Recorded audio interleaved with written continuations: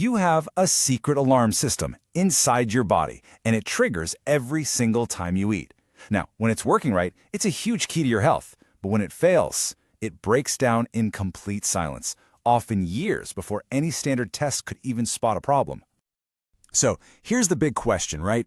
How is it even possible for someone to have perfect lab results, a great fasting glucose number, and yet be well on their way to some pretty serious health issues? Well, the answer isn't about what your system looks like when it's at rest, but how fast it responds when it's put under pressure. We're talking about the very first domino to fall on the path to metabolic problems, and it's a glitch that's almost always completely invisible. You know, a standard blood test? It's kind of like taking a picture of a car parked in a garage. It looks totally fine, but that photo tells you absolutely nothing about how it actually performs on the road.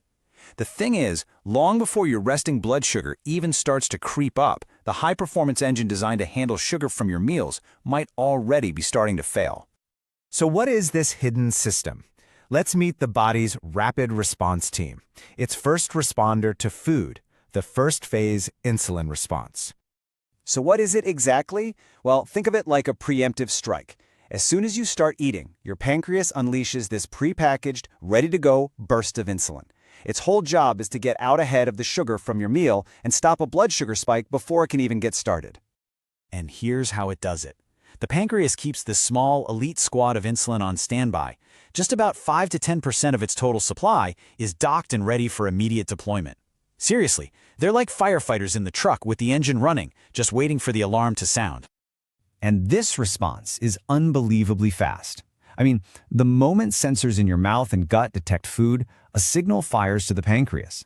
That stored insulin is then immediately released into your bloodstream, and it peaks within just 3 to 5 minutes. It is a masterpiece of biological timing. But here's the thing, and this is absolutely crucial. This initial burst does way more than just handle the sugar from your food. It's a critical signal. Its most important job is to tell your liver, hey, food is coming in, so you can stop producing your own sugar right now. So what happens when this perfectly timed alarm starts to fail? This is exactly where that silent breakdown begins.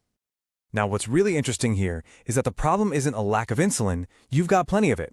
The real issue is that the beta cells in the pancreas, they just become less sensitive to the signal. So the firefighters are still there, but the alarm is muffled and the whole delivery system becomes sluggish. And this right here gets to the absolute core of the failure. In a healthy system, the liver gets that instant stop signal. But when the first phase response starts to fail, that signal is muffled, or it's late. The liver never gets the message, so it just keeps on pumping its own sugar into your blood.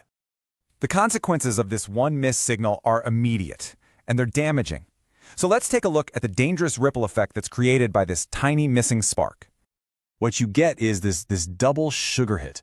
All of a sudden, your body is trying to deal with the sugar from the food you just ate, plus all the sugar that your own liver is still producing. The entire system is just completely overwhelmed. And the result is a condition called postprandial hyperglycemia, these really sharp, damaging blood sugar spikes right after you eat. And these aren't just temporary sugar rushes, okay? They cause oxidative stress, they damage your blood vessels, and they force the pancreas to work overtime in a constant state of emergency.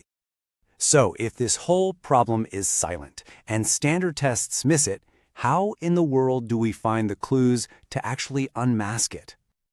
This right here is why a simple fasting glucose test just isn't enough. It only shows you the very tip of the iceberg. I mean, you can have a perfectly normal fasting number for years, even after your first phase response is almost completely gone.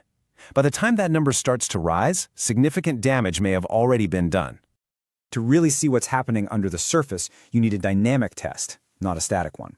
The gold standard is what's called an oral glucose tolerance test, which is basically a metabolic stress test.